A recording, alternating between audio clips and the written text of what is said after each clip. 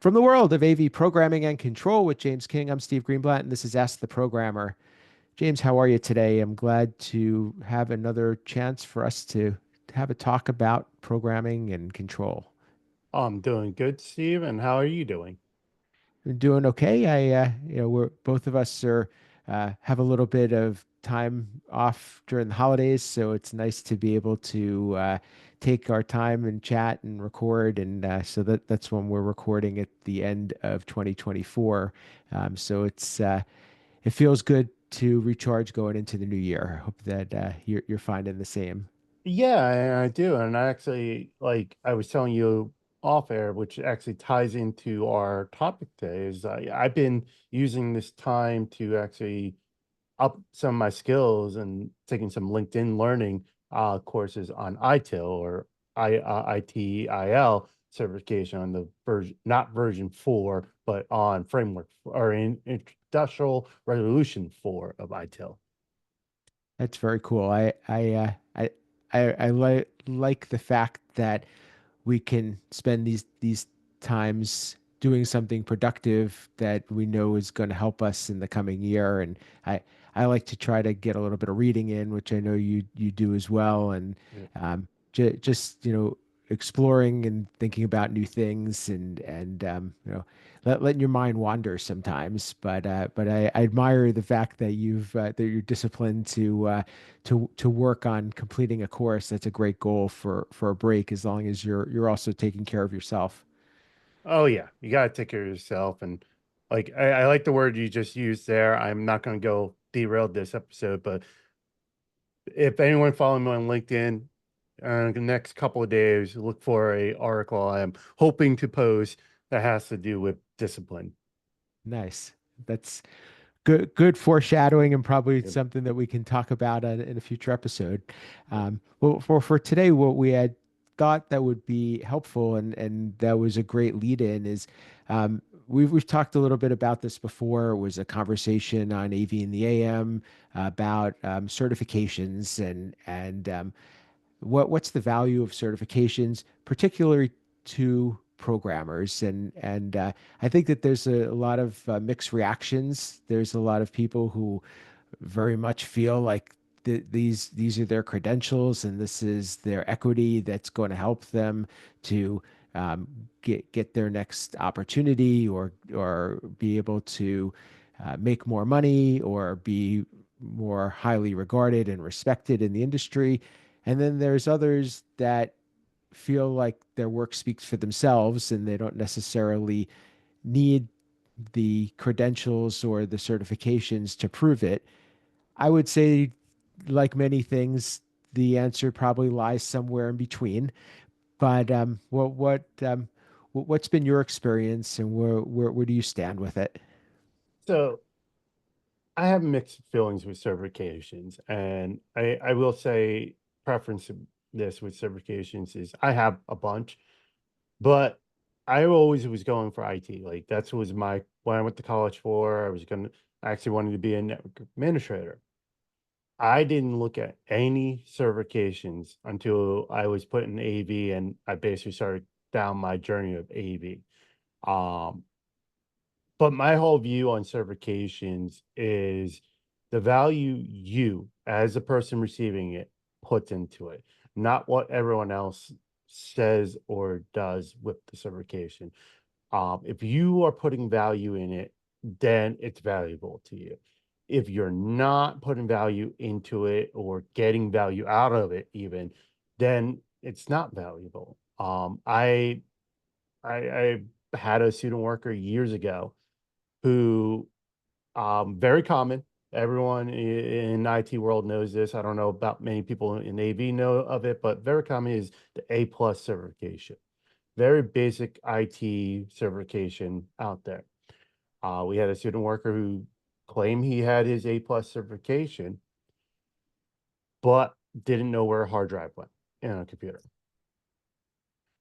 Didn't know the difference between SATA and IDE cables. These are like very simple things in IT at that time. And of course, now you probably have no IED cables. It's all SATA probably now. And actually, I've been so far out of hardware building. I don't even know if there's a new cable or not. But yeah, it was very shocking. And then you have other people who have no certification who are wealth of knowledge, who could probably walk into any of the certification exams, pass it without even cracking the book open because they have wealth of knowledge. So I really say it's what value you as the person holding puts into it and what value you get out of the course to show everyone else that it gave you value. Yeah, that's really a great way of putting it. And it's funny that you would take that approach because it sounds like the people that know their stuff don't need to prove themselves to anybody. And the people that are trying to aspire to get recognized feel like they need to prove themselves through having a certification. And I feel like with that said, there's a certain um, there's a certain respect that comes with a certification as long as you can back it up, and focusing on the learning, as you mentioned, is what's key, not passing the test. Yes. And that's really the key is making sure you have the knowledge to apply to your daily job and stuff. And I mean, sometimes the certifications are required for to get your foot in the door in a job. I mean, I know for a fact I applied for a job seeing that one of the prereq was a certain certification, which I didn't have.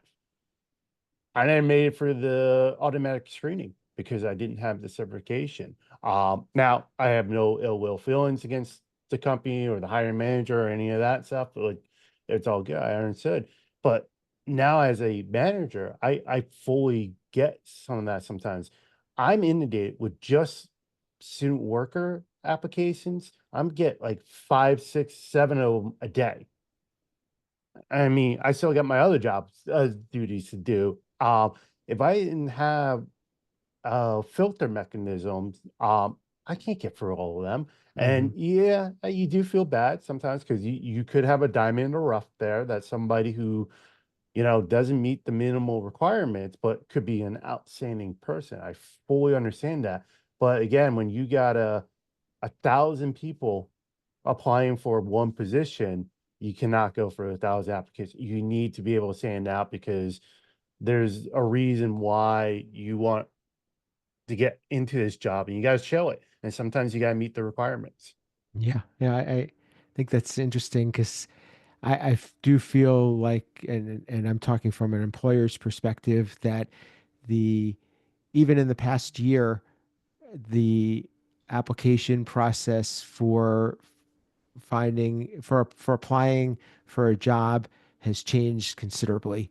And I think that there's been a big impact of AI, and there's also been, like you said, some way of needing to filter because you get a lot of almost spam applications, and you have to Yeah. know where to spend your time. And I mean, my experience has been less than 10%, maybe less than 5% are really ones that are worth considering and that are really applying for the job that you have. And we talked in just some recent episodes about career paths and finding opportunities. So check back on that podcast. I could put the episode in the show notes for that. But we had a long conversation about that, and I think there's a lot of value and good information there. The shifting gears just slightly about certifications is also, is the effort worth the payoff? Because some of them, they can be very very demanding, very time consuming, and especially if you're not given the time to do them at your job, or even if you're given a small amount of time. I've had that in my company where I've given time and asked that my team members also put in some of their own time, and even so, sometimes it's not enough.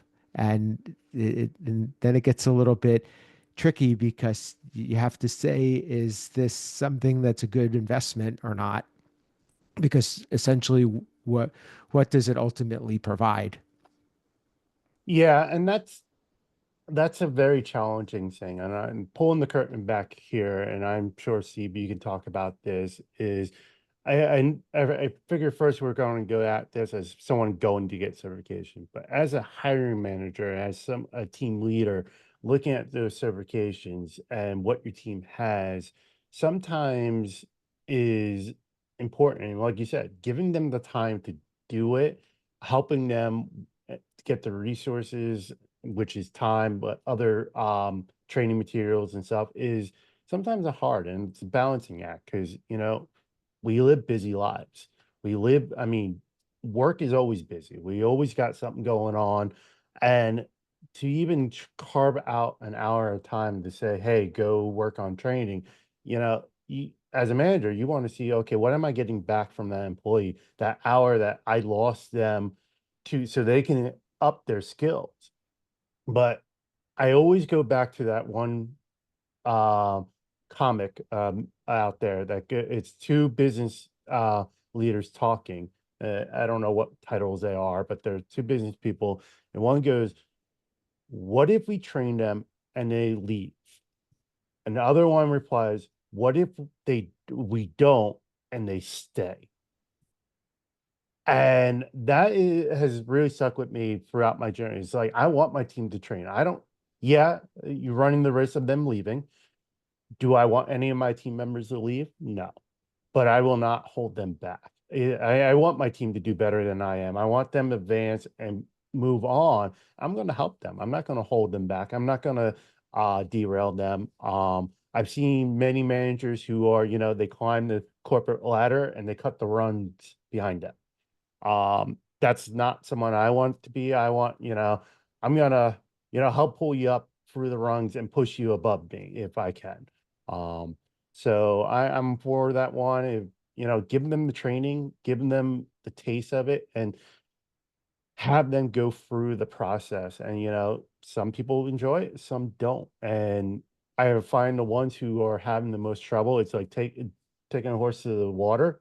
You can't force them to drink. Um, so then you have to sit there and go, okay, is this valuable, or is, I'm the trying to force feed something to somebody who's not even going to use that information. So it's very hard on a hiring manager, I would say. I like what you're saying, and a couple of things come to mind. Um, one of them has to do with if you were to do training and not actually get the certification, is the value still there in your eyes as the manager and in the team members' eyes? Because that could be the compromise, because perhaps the certification is where the extra time is, and maybe you just pick what it is you need to learn, when you need to learn it, or what applies to what you do. The second part of that is, like, when talking about training, which we've talked about a lot on the show before, is that I think we all suffer from the fact that that our training is driven by outside sources, and some of it manufacturers, a lot of times actually, and some of it industry associations. But how much training do we come up with ourselves? And I know that that's something that my team has been doing for some time, is coming up with training to at least bring somebody up to speed with what we do, how we do it, why we do it, and learning the best practices. It's kind of moving from a junior developer to developer one, which where you start to really be working on your own. But then what does the next level of training look like? And I think that a lot of big companies have their own training programs, but the smaller companies, that's a big ask, and it takes a lot of time away from others to come up with something like that. To your point, there's a lot of value there. So we can't fault somebody from not training if we're not providing them with training. Yeah. Oh no, I agree. And that's one thing I found refreshing where I'm working now is We actually have a person on the IT staff who's his the team that he works for. Right now, he's a team of one, but the team he works for is the training communication. He is the one who, oversees the communication from our teams to make sure, language is right, that the grammar, all that stuff is good, because anyone who knows my writing, I'm horrible at grammar. So I love that I have someone I can rely on to look over it. But he also provides training, not just to outside folks like other users and stakeholders, but internally. He develops the training for our team, and I've engaged him with my team as we develop training that could be used for onboarding new AV folks from the team, like student workers and new hires. So we've been going through that exercise currently. That's amazing to hear. Yeah. And so you can almost create your own certifications, if you will, internally, or at least, give somebody um, a career path that says, this is the steps that you're going to take. This is what you're going to prove to show that you've completed a certain level, and then you go on to the next one. Yep.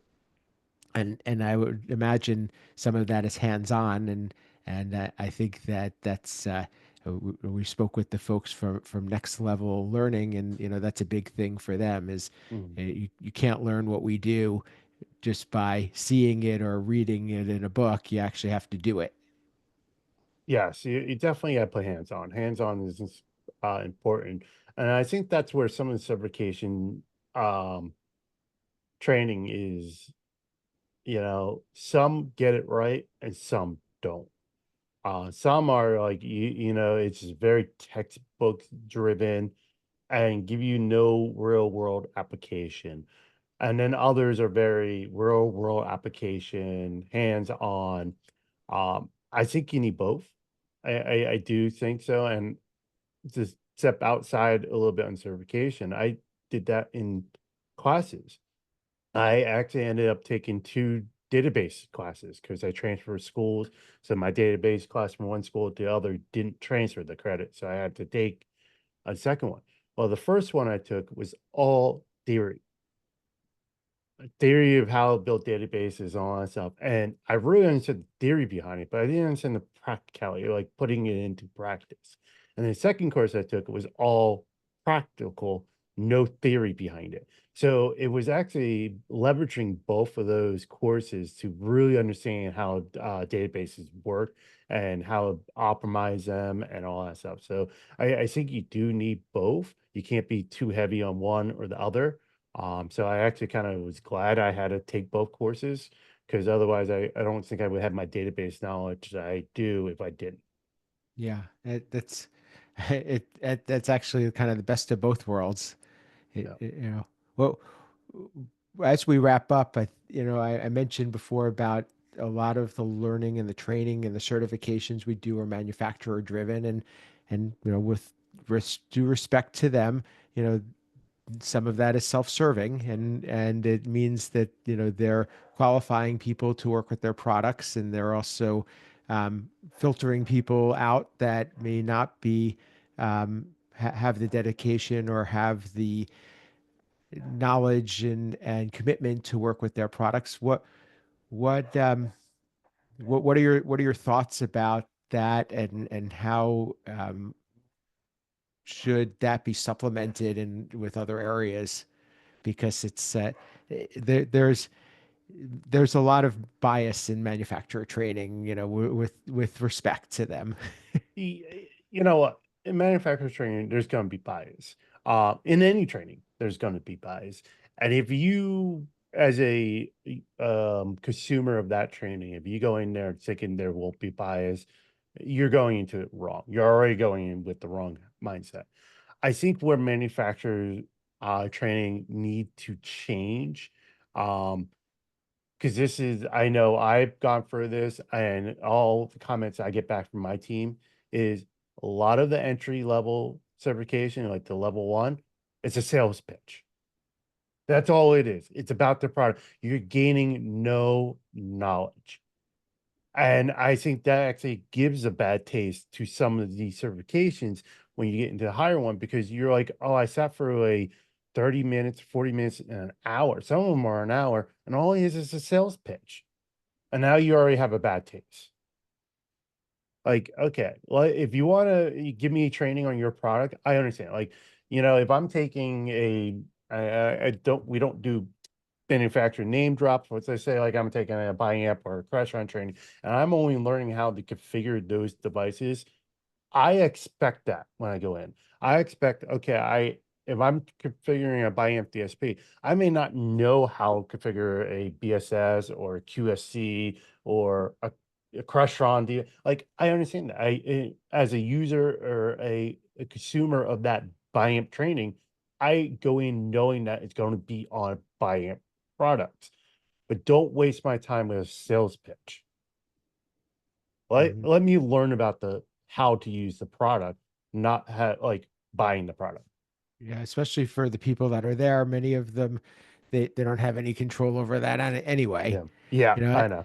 on the flip side of that, I look at people that are in more, I would say sales or maybe just customer facing roles, and they get left out when trainings get too technical. So maybe there just needs to be a little bit more filtering as of the content for the right audience, and it's good. I think that the key element there is that the certification that you get from a manufacturer shouldn't be thought of as the universal certification. It needs to Yeah. just be what it is. You're certified to work with this manufacturer's products, and you've learned what they want you to learn Yeah. about what about their technology.